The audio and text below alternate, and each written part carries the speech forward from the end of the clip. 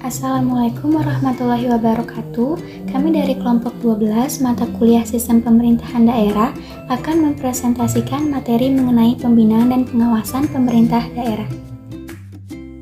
Mata kuliah ini diampu oleh Ibu Dr. Aisiti Farida MSI. Anggota kelompok kami beranggotakan saya sendiri Nuraini Safitri dengan NIM 12080101444 dan rekan saya Nurul Khotimah Fauzi dengan NIM 12080101448 dan rekan saya yang terakhir Rahma Rizky Sukma dengan NIM 12080101161. Baiklah teman-teman, langsung saja kita mulai ke materi yang pertama, yaitu Dasar Hukum Pembinaan dan Pengawasan Pemerintahan Daerah. Menurut Peraturan Pemerintah Nomor 12 Tahun 2017, Pasal 12 tentang Perencanaan Pembinaan dan Pengawasan Penyelenggaraan Pemerintahan Daerah tahun 2021 yang memuat fokus sebagai berikut. Yang pertama, pembinaan dan pengawasan penyelenggaraan pemerintahan daerah yang disusun berbasis prioritas dan resiko. Yang kedua, sasaran pembinaan dan pengawasan penyelenggaraan pemerintahan daerah. Dan yang ketiga, jadwal pelaksanaan pembinaan dan pengawasan penyelenggaraan pemerintahan daerah. Materi yang kedua, ada esensi dan ruang lingkup pembinaan dan pengawasan. Yang pertama ada esensi, yakni perencanaan pembinaan dan pengawasan penyelenggaraan pemerintahan daerah tahunan yang ditetapkan oleh Menteri Dalam Negeri berdasarkan masukan dari Menteri Teknis atau Kepala Lembaga Pemerintahan non-kementerian. Berikut adalah struktur pembinaan dan pengawasan yang dimulai dari pemerintah, kemudian melakukan pembinaan dan pengawasan oleh KMDN atau Keputusan Negeri Dalam Negeri, dan KL Teknis atau Kementerian atau Lembaga Teknis. Lalu KMDN melakukan pembinaan dan pengawasan secara umum, sedangkan Kementerian atau Lembaga Teknis melakukan pembinaan dan pengawasan secara teknis pada masing-masing provinsi yang dijalankan oleh GWPP atau Gubernur sebagai wakil pemerintahan pusat dan Gubernur KDH atau koefisien dasar hijau. GWPP itu sendiri melakukan pembinaan dan pengawasan di kabupaten atau kota, sedangkan Gubernur KDH melakukan pembinaan dan pengawasannya pada OPD atau organisasi perangkat daerah. Yang kedua, ada ruang lingkup, terbagi menjadi ruang lingkup wajib dan ruang lingkup pilihan. Ruang lingkup wajib terbagi menjadi pengawasan teknis dan pembinaan pengawasan KDH terhadap OPD. Pengawasan teknis meliputi capaian SPM, ketaatan NSPK, dampak pelaksanaan urusan, dan akuntabilitas APBN. Sedangkan pembinaan pengawasan KDH terhadap OPD meliputi pelaksanaan urusan, pelaksanaan TP/APBD, ketaatan NSPK, dan akuntabilitas APBD. Selanjutnya ada ruang lingkup pilihan, terbagi menjadi pengawasan umum, meliputi pembagian urusan, kelembagaan, kepegawaian dan PD, keuangan daerah, pembangunan daerah, pelayanan publik, kerjasama daerah, kebijakan daerah, dan KDH dan DPRD. Sedangkan moto pembinaan dan pengawasan adalah efektif, efisien, ekonomis, equal, dan berkeadilan. Materi yang ketiga ada aspek, fokus, pembinaan, dan sasaran pengawasan. Terbagi menjadi pembagian urusan, yakni kesesuaian pelaksanaan urusan daerah sesuai dengan kewenangannya. Yang pertama ada pembinaan, yakni penguatan kapasitas pemerintah daerah dalam pelaksanaan urusan daerah. Yang kedua ada pengawasan, yakni penyelesaian peralihan personil, pembiayaan, peralatan, dan dokumentasi atau P3D, implikasi pergeseran pelaksanaan urusan. Bagian kedua ada kelembagaan daerah. Yang pertama ada penyederhanaan struktur organisasi pemerintah daerah. Pembinaan dan pengawasannya ialah pembinaannya penguatan kapasitas pemerintah daerah dalam pelaksanaan urusan daerah. Sedangkan pengawasannya penyelesaian peralihan personil, pembiayaan, peralatan dan dokumentasi atau P3D, implikasi pergeseran pelaksanaan urusan. Yang kedua ada beban kerja perangkat daerah untuk melaksanakan urusan wajib pelayanan dasar. Pembinaannya dengan pelaksanaan fasilitasi pemerintah daerah dalam perhitungan nilai variabel, urusan pemerintahan wajib yang berkaitan dengan pelayanan dasar apabila tidak memenuhi perhitungan nilai variabel untuk menjadi dinas, urusan pemerintahan tersebut tetap dibentuk sebagai dinas tipe C. Sesuai dengan ketentuan pasal 53 ayat 3 Peraturan Pemerintah Nomor 18 Tahun 2016 tentang perangkat daerah. Sedangkan pengawasannya ada pemeriksaan kesesuaian beban kerja perangkat daerah untuk melaksanakan urusan wajib pelayanan dasar dengan uji petik terkait rasio pusat layanan kesehatan dengan jumlah penduduk dan rasio sekolah dengan jumlah penduduk. Yang ketiga ada kepegawaian di daerah. Yang pertama ada transformasi jabatan struktural ke fungsional. Pembinaannya yakni dengan penguatan kapasitas pemerintah daerah dalam pelaksanaan penyetaraan jabatan administrasi ke dalam jabatan fungsional sesuai dengan ketentuan di provinsi dan kabupaten atau kota. Sedangkan pengawasannya yakni dengan kepatuhan pemerintah daerah dalam melakukan transformasi jabatan struktural ke fungsional. Yang kedua ada sumber daya manusia untuk melaksanakan urusan wajib pelayanan dasar. Pembinaannya yakni dengan kepatuhan pemerintah daerah dalam melakukan transformasi jabatan struktural ke fungsional. Sedangkan pengawasannya dengan pengembangan sumber daya manusia aparatur berbasis kompetensi di bidang penyelenggaraan urusan sesuai dengan Permendagri nomor 108 tahun 2017 tentang kompetensi pemerintahan. Yang ketiga ada kepatuhan pemerintah daerah dalam melakukan konsultasi terhadap pengisian jabatan tertentu. Pembinaannya dengan fasilitasi pengisian jabatan pada perangkat daerah yang melaksanakan fungsi penunjang urusan bidang pengawasan atau inspektorat di provinsi dan kabupaten atau kota sesuai dengan ketentuannya masing-masing. Sedangkan pengawasannya dengan cara kepatuhan pemerintah daerah dalam melakukan konsultasi terhadap pengisian jabatan sekretaris daerah, inspektur daerah, inspektur pembantu daerah, dan kependudukan dan pencatatan sipil. Yang keempat ada pembangunan sistem pencegahan korupsi pada aspek manajemen aparatur sipil negara. Pembinaannya dengan asistensi pemerintah daerah dalam melaksanakan aksi pencegahan korupsi terintegrasi dengan aspek manajemen aparatur sipil negara yang dilaporkan melalui aplikasi Monitoring Center Prevention atau MCP. Sedangkan pengawasannya dengan kepatuhan si pemerintah daerah dalam melaksanakan dan melaporkan aksi pencegahan korupsi terintegrasi pada aspek manajemen aparatur sipil negara melalui aplikasi Monitoring Center Prevention atau MCP. Yang keempat ada keuangan daerah.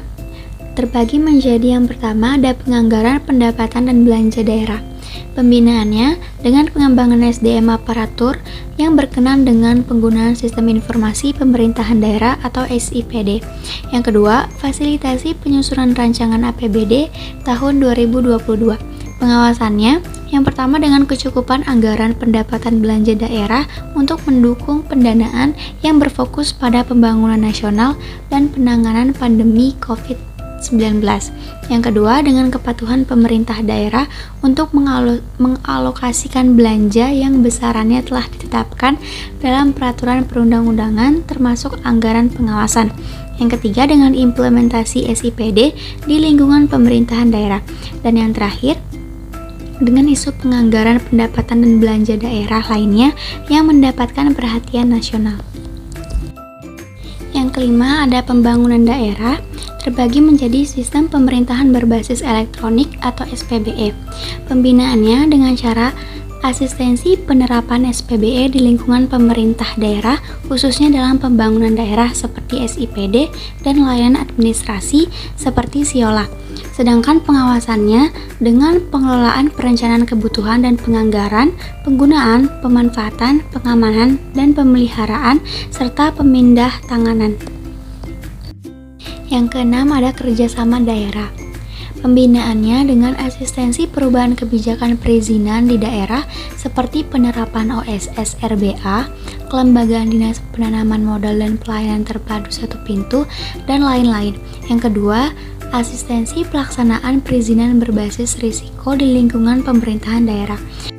Sedangkan pengawasannya terdiri dari kesiapan pemerintah daerah dalam mengantisipasi perubahan kebijakan dalam penyelenggaraan perizinan seperti tersedianya standar operasional prosedur, penerapan OSS RBA, kesesuaian kelembagaan dinas penanaman modal dan pelayanan terpadu satu pintu. Yang kedua, kepatuhan pemerintah daerah dalam menerapkan penyelenggaraan perizinan berbasis risiko. Yang ketiga, kepatuhan pemerintah daerah dalam menerapkan penyelenggaraan perizinan berusaha di daerah. Yang ketujuh, ada kebijakan daerah, terdiri dari penataan regulasi daerah. Pembinaannya dengan fasilitasi pemerintah daerah dalam menindaklanjuti Undang-Undang Nomor 11 Tahun 2020 tentang Cipta Kerja beserta peraturan pelaksanaannya dalam pembentukan Perda dan Perkada. Yang kedua, fasilitasi dan asistensi konsistensi dan keselarasan Propemperda dengan capaian Perda serta penyusunan Propemperda berbasis analisis kebutuhan Perda. Yang ketiga, dengan pemanfaatan sistem informasi berbasis elektronik dalam mekanisme pembentukan produk hukum daerah. Sedangkan pengawasannya, yang pertama dengan harmonisasi regulasi daerah dalam mendukung kemudahan berusaha sesuai amanat Undang-Undang Nomor 11 Tahun 2020 tentang Cipta Kerja beserta peraturan pelaksanaannya. Yang ketiga, dengan harmonisasi regulasi daerah dalam mendukung pencapaian prioritas nasional dan pemulihan ekonomi di daerah. Yang terakhir, dengan kepatuhan daerah dalam menindaklanjuti hasil evaluasi atau fasilitasi atas rancangan peraturan daerah sesuai dengan ketentuan peraturan perundang-undangan. Yang kedelapan, ada kepala daerah dan Dewan Perwakilan Rakyat Daerah. Yang pertama, kepatuhan kepala daerah dan Dewan Perwakilan Rakyat Daerah terhadap peraturan perundang-undangan. Pembinaannya dengan fasilitasi kepala daerah dan DPRD terkait dengan kepatuhan kepala daerah dan DPRD terhadap peraturan perundang-undangan. Yang kedua, hubungan kerja antara kepala daerah dan wakil kepala daerah. Yang ketiga, hubungan kemitraan antara kepala daerah dan DPRD. Yang keempat, hubungan koordinasi unsur penyelenggara pemerintah daerah dan instansi vertikal. Yang kelima, dengan penyampaian laporan keterangan pertanggungjawaban dalam rapat paripurna DPRD paling lambat 3 bulan setelah tahun anggaran berakhir. Yang terakhir, dengan pembentukan peraturan daerah. Pengawasannya yakni dengan ketaatan melaksanakan program strategis nasional. Yang kedua, dengan penyampaian laporan penyelenggaraan pemerintahan daerah dan ringkasan laporan penyelenggaraan pemerintahan daerah dalam kurun waktu 1 kali dalam 1 tahun dan paling lambat 3 bulan setelah tahun anggaran. Yang ketiga, dengan penyampaian laporan keterangan pertanggungjawaban kepada Dewan Perwakilan Rakyat Daerah dalam kurun waktu 1 kali dalam 1 tahun dan paling lambat 3 bulan setelah tahun anggaran berakhir. Materi yang keempat, ada pembinaan dan pengawasan pemerintah daerah. Agar pemerintahan desa berjalan sesuai dengan peraturan perundang-undangan dan tujuan pembangunan desa dapat tercapai, maka perlu dilakukannya pembinaan dan pengawasan terhadap pemerintahan desa. Sesuai dengan Undang-Undang Desa, yang berwenang melakukan pembinaan dan pengawasan terhadap jalannya pemerintahan desa adalah pemerintahan pusat, pemerintah provinsi, dan pemerintah kabupaten atau kota. Pemerintah pusat, pemerintah provinsi, dan pemerintah kabupaten atau kota dapat mendelegasikan pembinaan dan pengawasan kepada perangkat daerah. Selanjutnya ada pembinaan dan pengawasan teknis tahun 2022. Yang pertama, pada urusan pendidikan, yakni dengan pemenuhan kebutuhan dasar SPM bidang pendidikan dengan standar jumlah dan pengawasan kualitas barang atau jasa dan standar jumlah serta kualitas pendidik dan tenaga kerja kependidikan. Pembinaannya dengan cara pembinaan sumber daya manusia pada bidang pendidikan serta asistensi dan monitoring pelaporan capaian standar pelayanan minimal pada bidang pendidikan. Sedangkan pengawasannya pertama dengan capaian pelaksanaan standar pelayanan minimal urusan pemerintahan bidang pendidikan di kabupaten atau kota dan provinsi.